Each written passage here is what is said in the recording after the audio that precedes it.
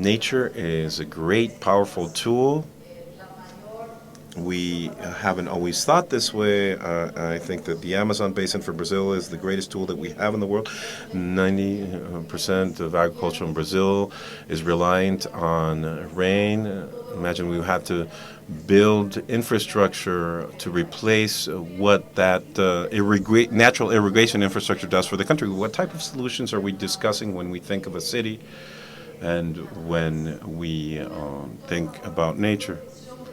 First, the protection of wetlands and forests, high river basins, and when water falls, nature can absorb all that water upstream, and what happens is nature self-regulates, it's absorbed, and it can flow down at a slower rate.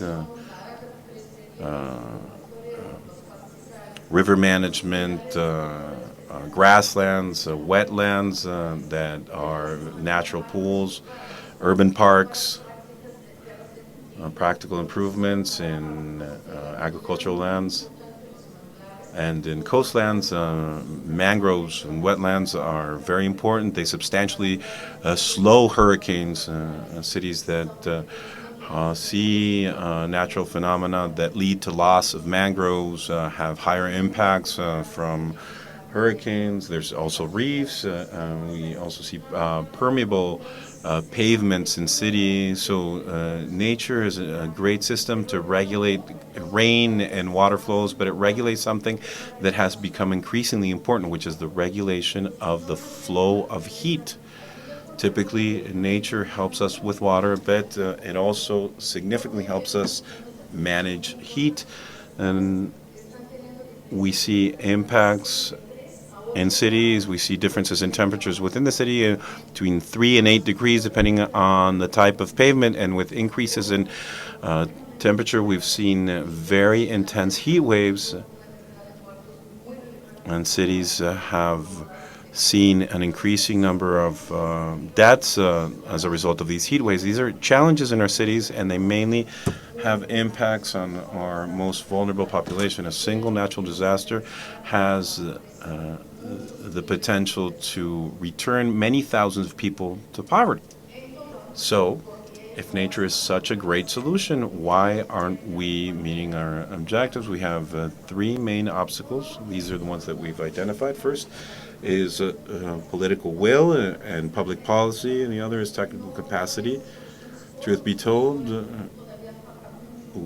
we don't have the capacity to harness these solutions, so there's much left to develop yet. We also have finance. These solutions are long-standing, but return timelines are also too long. So with the IDB, we mapped nature-based solutions for Latin America and the Caribbean, and we've seen solutions. We've seen how this has been used in 4 sectors: water sanitation, housing and urban development, transportation, and energy. On the water and sanitation side, our objective is water supply and quality. 96% of the population in Latin America and the Caribbean have access to water, but not necessarily at the levels of quality or in the quantities required. We should invest $14 billion a year to ensure equal access to clean water in Latin America.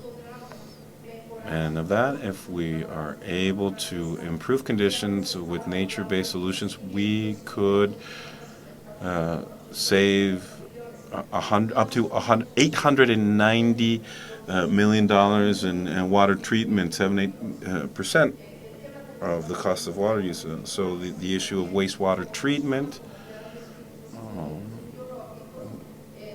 nature has filters. We only have 30 or 40% that is treated in Latin America and the Caribbean. Água de lluvia, em que 44 milhões. Finally, rain management. 40 million people are exposed to floods in a regular fashion. That number continues to increase. Finally, for housing and urban development, what types of things can we use as prevention for landslide to stave off floods, but also to mitigate their impacts?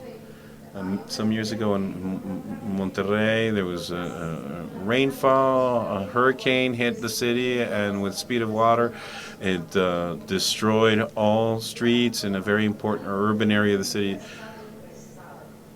And the highland of the mountains around the city have been deforested to reforest those higher levels of the mountain. Mountain is the most effective solution that can be applied to control the speed with which water hits the city. Wave levels as control is important to protection of reef, protection against storms, stormproofing, and protection against sediments. We conducted a study in the Bogota River watershed. Well, there's a couple of things: a larger water source with a chingasa and a second source of water that can't be used because agricultural sediments are highly relevant. So what can we do with